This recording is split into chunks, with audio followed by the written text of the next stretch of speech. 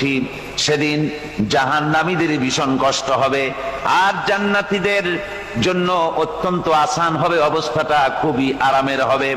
নবীজি বলেন, এক ফরজ নামাজ, এক ওয়াক্ত ফরজ নামাজ আদায় করতে যে সময়টুকুন লাগে, কিয়ামতের মাঠের এই সময়, এত বড় বিরাট লম্বা সময়, জান্নাতীদের জন্য এরকম হালকা হয়ে যাবে।